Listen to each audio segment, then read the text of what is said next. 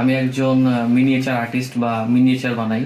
আসলে মিনিয়েচার হচ্ছে যে কোনো একটা বড় জিনিসের একটা ছোট একটা ভার্সন আর কি।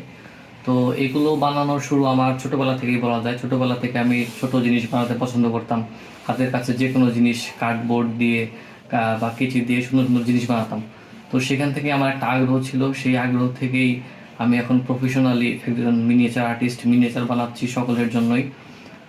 মিনিয়েচার বলতে আমি miniature bookshelf, miniature doll house, miniature living room, dining room, যে কোনো কিছু, যে কোনো একটা বড় জিনিসকে আমাকে যদি দেখায় যে এই জিনিসটাকে ছোট করে বানাতে হবে, আমি সেই জিনিসটা বানিয়ে দিতে পারি। আসলে এগুলো প্রফেশনালি করার কোনো ইচ্ছা আমার ছিল না কখনো। আমি একজন স্ট্যাটিস্টিক্সের স্টুডেন্ট। এইসব আর্টের প্রতি যে আমার আগ্রহ সেটা একান্তই ব্যক্তিগত। আমি কোথাও থেকে শিখিও নি, এগুলো আমার আগ্রহ থেকে ছোটোবেলা থেকে করতাম, নিজে বানাতাম। তারপর ঢাকায় আসার পর ভার্সিটিতে পড়ার পর যখন ফেসবুকে পোস্ট করতাম তখন মানুষজন দেখা যাচ্ছে অনেক পছন্দ করছে। তখন আস্তে আস্তে আস্তে আস্তে তারা আমাকে বললো, অর্ডার দিল। তো এই ক্ষেত্রে বানানো থেকে শুরু করে করে এখন আসলে এই পর্যন্ত আসা।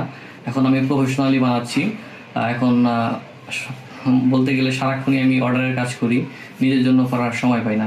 এখানে যদি দুটি জিনিস আপনার একটার থেকে আরেকটা একটু বড় হয় বা 1 মিলিমিটার একটু এদিক সেদিক হয়, তাহলেও কিন্তু দেখবেন আপনার শেলফে যখন আপনি তাকগুলো লাগাবেন একটার সাথে আরেকটা, দেখবেন একদিকে বাঁকা হয়ে আছে বা এদিকে পারফেক্টলি মিলতেছে না।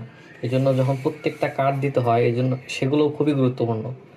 এই জন্য আপনাকে কাটা শিখতে হবে, আপনার দেখতে হবে মাপ ঠিক আছে কিনা, বারবার স্কেল দিয়ে মাপ দিয়ে দেখতে হবে, তারপর কাটতে হবে। মিনিয়েচারের ক্ষেত্রে যে কোনো জিনিসই খুব গুরুত্বপূর্ণ। যেমন এখানে আমি রং করতেছি, রং করাটাও প্রত্যেকটা স্টেপ আপনাকে দেখে দেখে আগাতে হবে। এখানে আপনি তুলি কতটা জোরে চালাবেন নাকি আস্তে চালাবেন, আপনি এলোমেলোভাবে ব্রাশ চালাবেন, এই সব কিছু গুরুত্বপূর্ণ। কারণ একটা মিনিয়েচার পারফেক্ট ফিনিশিং দিতে আপনাকে প্রত্যেকটা ধাপে ধাপে আস্তে ধীরে ধৈর্যের সাথে কাজ করতে হবে। কোনো কিছুতে যদি তাড়াহুড়া করেন সেগুলো নষ্ট হয়ে যেতে পারে।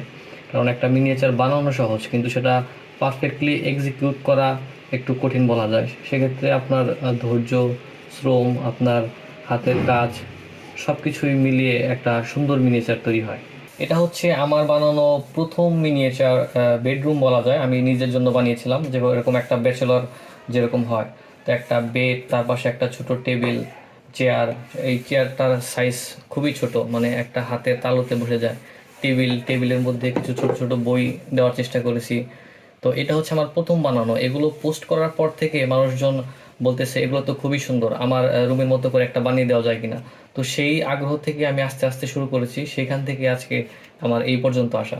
বাংলাদেশের মানুষ মিনিয়েচার বর্তমানে খুব বেশি চিনতেছে, কিন্তু আমি যখন প্রথম বানাতাম, পোস্ট করতাম, তখন মানুষ খুব বেশি চিনতো না। মানে তখন দেখা যেত যে এটা কি, আসলে তারা বুঝতো না। আমি যখন ছোটো একটা বুকশেলফ বানাতাম, ছোটো বইগুলো দেখাতাম, আমাকে প্রশ্ন করতো এই বইগুলো কি পড়া যাবে কিনা।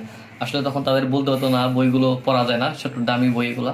তো কিন্তু বর্তমানে বাংলাদেশে অনেক মিনিয়েচার আর্টিস্ট আসছে, তারা বানাচ্ছে, এই জন্য মানুষজনও চিনতেছে।